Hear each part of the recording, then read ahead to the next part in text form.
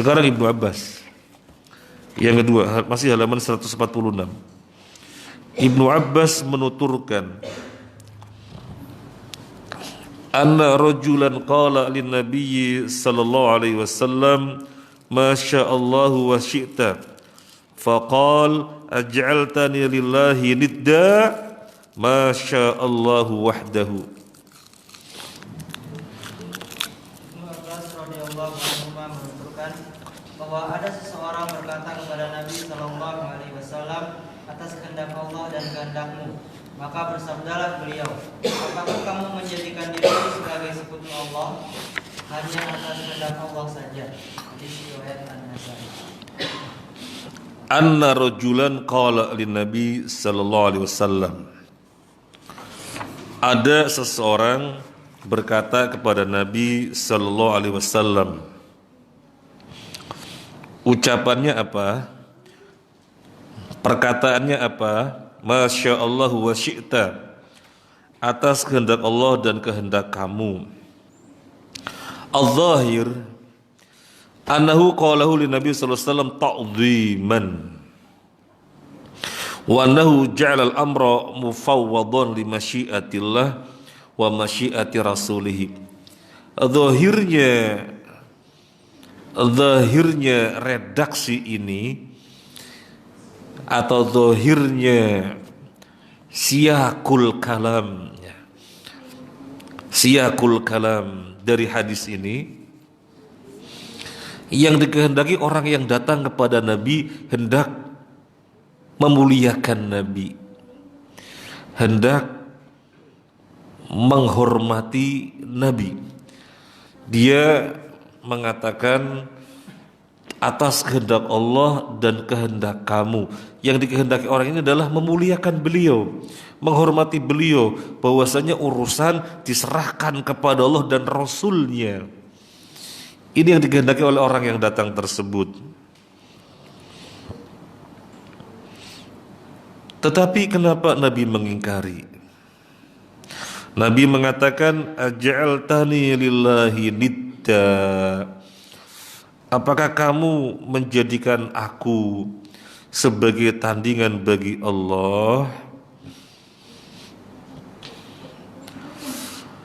Al-istifham al-inkari, ini bentuk pertanyaan yang sifatnya pengingkaran. Al-istifham al-inkari, bentuk pertanyaan yang sifatnya pengingkaran. Apakah kamu menjadikan aku sebagai tandingan bagi Allah? Wa qad dhamina makna ta'ajjub. Di sini maknanya, apakah kamu menjadikan aku sebagai tandingan Allah? Maknanya heran. Loh, kok ngono? Kok ngono sampean? Atas kehendak Allah dan kehendak kamu, kok ngono? Jadi Nabi heran. Wa man ja'ala lil khaliq niddan faqad ata syai'an ujaban.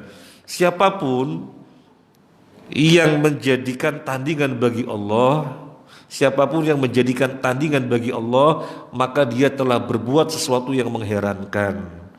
Maka Nabi merespon dengan redaksi yang maknanya Nabi keheranan. Ja'altani lillahi nidda, apakah kamu menjadikan aku tandingan bagi Allah?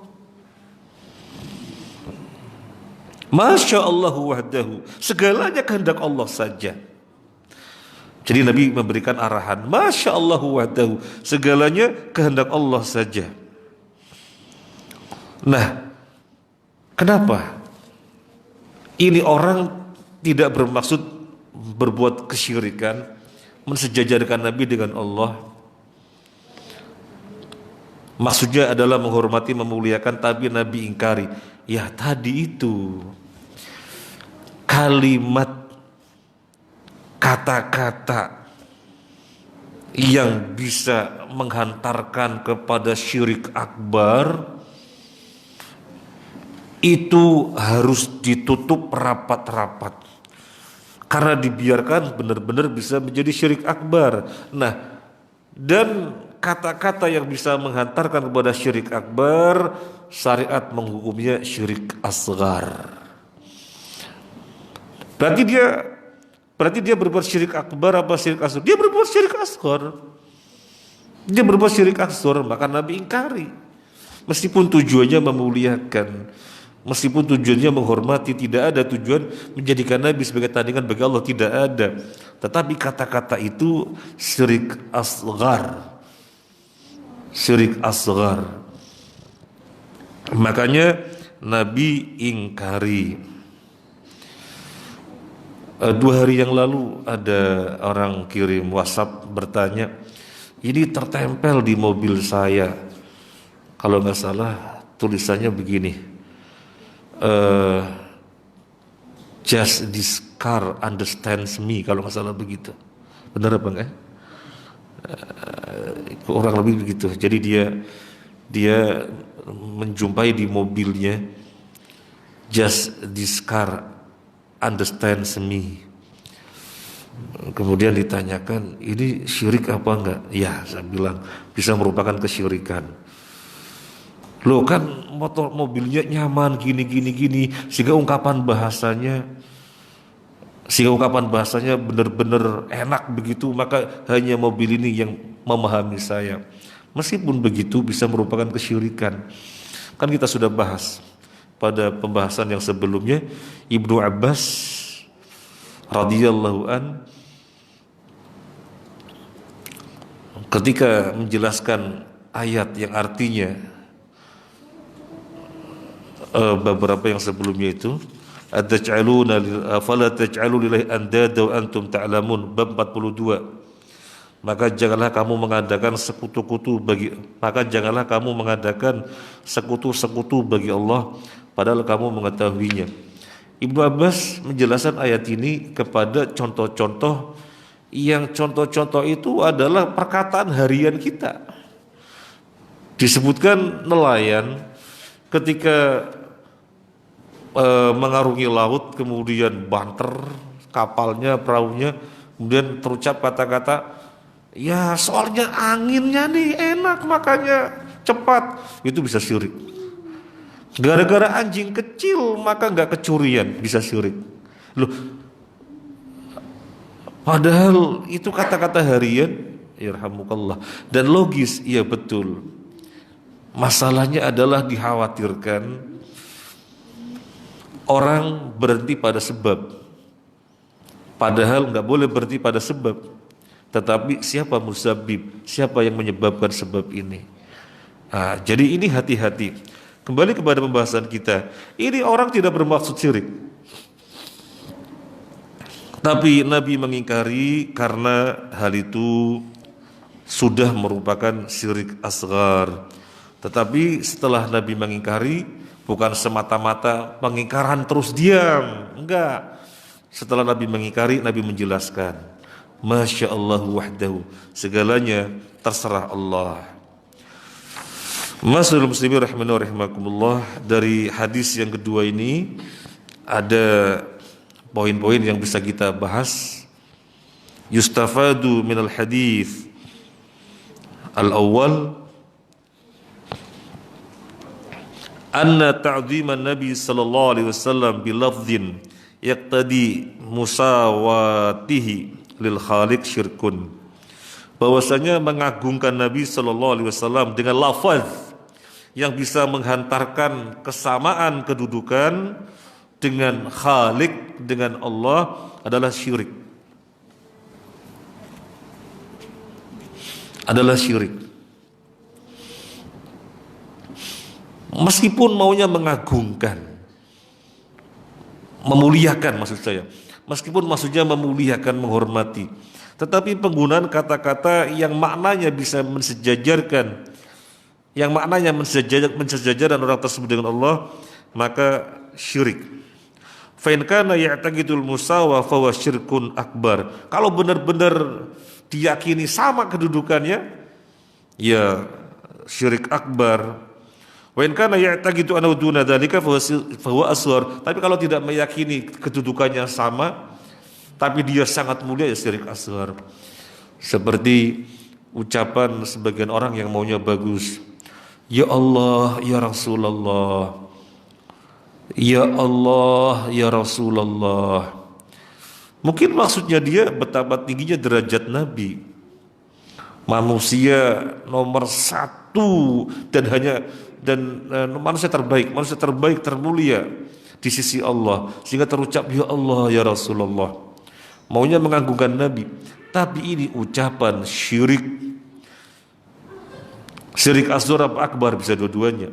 Kalau yang dimaksud semata-mata memuliakan Nabi asghar, kalau yang dimaksudkan masih jajarkan Nabi, bahwasanya Nabi bisa berbuat apa yang Allah perbuat, Nabi bisa memberikan keberkahan, Nabi bisa mengetahui perkara gaib sebagaimana Allah tahu, Nabi memiliki andil di dalam pengaturan alam semesta, ya sudah syirik akbar. Dan mereka malah tidak menyematkan kepada Nabi, malah di bawah Nabi, pengaturan alam semesta disematkan kepada orang-orang di bawah Nabi yang mereka sebut wali kutub. Makanya mereka mengatakan dalam syairnya, wa ya aktob wa ya sadat wa ya anjab ulil albab, dan seterusnya. Ada syairnya mereka, wahai wali kutub yang menjaga kutub ini dan seterusnya, yang menjaga Allah. Maka ini apalagi wali-wali yang mereka pandang wali, padahal mengagungkan, memuliakan Nabi saja, tujuannya memuliakan, menghormati, tapi dengan lafaz yang maknanya sejajar derajatnya dengan Allah sudah merupakan syirik. Jadi harus hati-hati. Ini harus hati-hati. Kemudian terkait dengan bab tawasul. Jadi nyambung korelasinya dengan bab tawasul. Tawasul itu kepada orang soleh kalau masih hidup. Kalau dia masih hidup, maka logis Pak Kiai tolong doakan, dan Pak Kiai mendoakan. Tapi kalau sudah mati, kita datang ke kuburannya, Pak Kiai tolong didoakan, maka kita melarikan sifat Allah kepada Pak Kiai yang di alam kubur ini. Sifat yang mana? Yang mengetahui perkara gaib itu Allah. Ini orang di alam barzah kita panggil Pak Kiai doakan, maka berarti kita menyematkan pengetahuan gaib kepada orang ini. Maka syirik. Sehingga tawasul kepada orang soleh yang masih hidup para logis. Dia masih hidup, mendengar, mengetahui, maka ada komunikasi. Lainnya orang mati di alam barzah, kita panggil, wahai siapa, Pak Kiai, Tuan Guru misalnya, doakan kami mau dagang biar laris. Memang maunya dia itu memohonnya kepada Allah. Ini orang soleh yang sudah meninggal biar mendoakan. Dalam keyakinan dia, orang di alam barzah yang soleh ini dekat dengan Allah, tapi dia panggil, wahai siapa, berarti menyematkan sifat Allah yaitu pengetahuan gaib kepada orang mati. Orang mati tidak tahu, kita dipanggil-panggil. Nah, jadi hati-hati, itu merupakan kesyirikan. Ini poin penting sekali, saya ulangi lagi. Anna ta'ziman Nabi, memuliakan Nabi dengan lafaz yang menghantarkan pada persamaan derajat Nabi kepada Allah, persamaan derajat Nabi dengan Allah, maka sudah merupakan syirik. Kemudian di dalam riwayat sampai disebutkan kul innama ana basyarum mithlukum. Dalam Al-Quran ya, kul innama ana basyarum mithlukum, itu saking hati-hatinya atau antisipasi biar jangan sampai mengagungkan Nabi sedemikian rupa, sehingga Nabi dikatakan kul innama ana basyar mithlukum, katakan wahai Muhammad, innama ana basyar, sesungguhnya aku ini manusia. Kalau dikatakan aku ini manusia, ya sama seperti kita, makan yo minum, ya hidup yo mati, sakit dan seterusnya. Sudah begitu ditambahi taukid, kul innama ana basyar mithlukum, sesungguhnya aku ini manusia seperti kalian. Sekali lagi, seandainya tidak ada mithlukum seperti kalian, maka sudah dipahami. Nabi itu Nabi itu manusia kayak sama kita. Mithlukum seperti kalian, berarti penegasan. Jangan jangan bersikap kepada Nabi secara berlebih-lebihan, karena sesungguhnya manusia biasa seperti kita. Cuma dia seorang Rasul yang diberi wahyu gitu saja. Masyaallah rahimakumullah. Kemudian ada faedah yang lain dari riwayat yang kedua ini. Inkarul munkar wa in kana fi amrin yata'allaq bika, liqaulihi sallallahu alaihi wasallam, aj'altani lillahi nidda, ma annahu fa'ala dhalika ta'dhiman lin nabi sallallahu alaihi wasallam. Syahsun 'inda salam fal wajib 'alaik al-inkar. Yang kedua ada faedah inkarul munkar, mengingkari kemungkaran.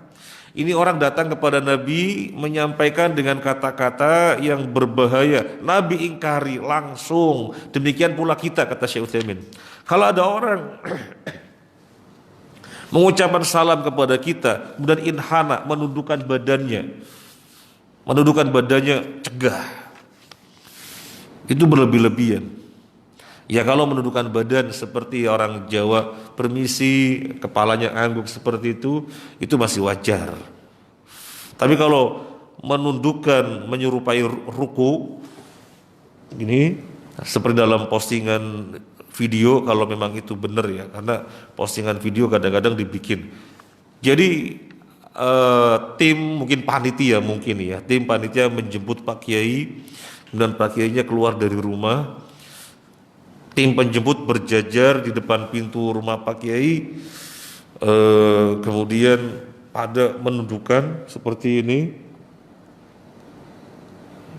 diam khidmat, kemudian Pak Kiainya sampai naik kendaraan, baru berdiri, baru mendongak, baru tegak. Semacam ini menyerupai ibadah, nggak boleh. Diam gini, beberapa orang diam begini tertunduk sampai pakainya melewati naik kendaraan baru tegak, menyerupai ibadah. Meskipun maksudnya tidak beribadah kepada Pak Kiai, tetapi itu perbuatan menyerupai ibadah, hulu berlebih-lebihan, harus langsung diingkari. Kalau ada orang berbuat demikian pada kita, langsung diingkari.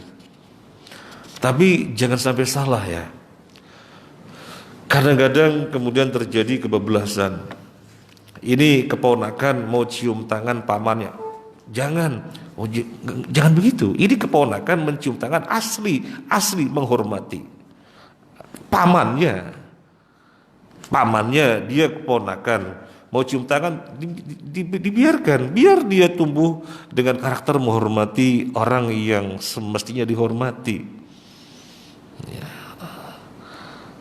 Yang mesti diantisipasi itu kan antara guru dan murid, itu yang diantisipasi. Dan tidak mutlak kalau misalnya ada murid mencium guru, wah nggak boleh, itu nggak mutlak. Kalau dalam batasan wajar dan mengajarkan murid-murid menghormati, memuliakan guru, ya silakan. Seperti misalnya kita melihat sendiri di pesantren Al-Um, murid-muridnya seharusnya mencium tangan gurunya, ya dibiarkan, biar tumbuh dengan karakter menghormati gurunya, asal tidak berlebih-lebihan. Yang dimaksud adalah berlebih-lebihan. Dan yang saya sebutkan tadi, keponakan dengan pamannya asli murni menghormati, tidak ada makna gulu. Kemudian pamannya misalnya nggak boleh itu, ya pamannya yang salah. Apalagi anak dengan ayah dengan ibunya, anaknya mencium tangannya, jangan, nggak boleh ini.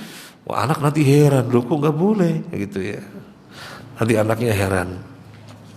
Nah, kemudian yang berikutnya sejak jam 6 ya. Mungkin riwayat yang terakhir yang akan datang insyaallah. Masih ada masih ada satu riwayat lagi yang akan datang insyaallah. Ada pelajaran dari riwayat yang kedua. Anna min husni da'wah ila Allah azza wa jalla an tuzkira atau an tudzakira ma yubah idza dzukirat ma yuhram. Saya ulangi lagi sebentar ya. Anna min husnid da'wah ila Allah azza wa jalla an tudzakkira ma yubah idza dzukirta ma yuhram. Li'annahu sallallahu alaihi wasallam lamma man'ahum min qawlin ma sya'allahu wa syi'ta arsyadu ilal jaiz wa qawluhu bal ma sya'allahu wahdahu. Inti daripada poin 3 ini adalah kita tidak semata-mata mengingkari tanpa memberi solusi.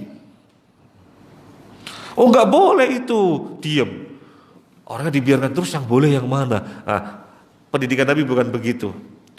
Ketika Nabi mengatakan tidak boleh, Nabi menjelaskan yang semestinya begini. Jangan begitu, yang semestinya begitu, yang semestinya begini. Ini bagusnya pendidikan Nabi, bagusnya pengajaran Nabi.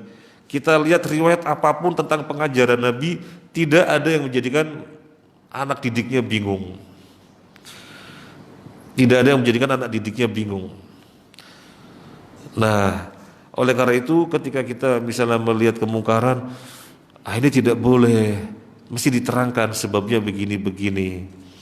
Ketika Nabi SAW masuk rumah, kemudian dijumpai Aisyah membuat korden yang di situ ada gambar-gambar, Nabi diam saja, gak ngomong apa-apa. Aisyah radhiyallahu paham bahwasanya Nabi marah. Meskipun Nabi hanya diam saja, Aisyah paham ini ada yang gak beres ini. Tapi tidak dibiarkan Aisyah bertanya-tanya, ada apa ya, ada apa ya, enggak. Nabi langsung menjelaskan tentang larangan gambar bernyawa. Nah ini pendidikan yang bagus, jadi jangan membuat orang penasaran tanpa ada penjelasan. Semoga bermanfaat. Ada yang mau disampaikan atau menambahkan atau mengoreksi?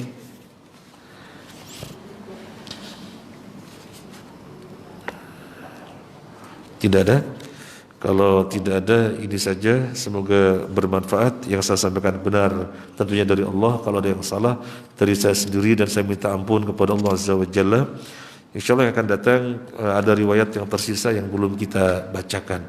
Subhanakallahumma wa bihamdika asyhadu an la ilaha illa anta astaghfiruka wa atubu ilaik. Assalamualaikum warahmatullahi wabarakatuh.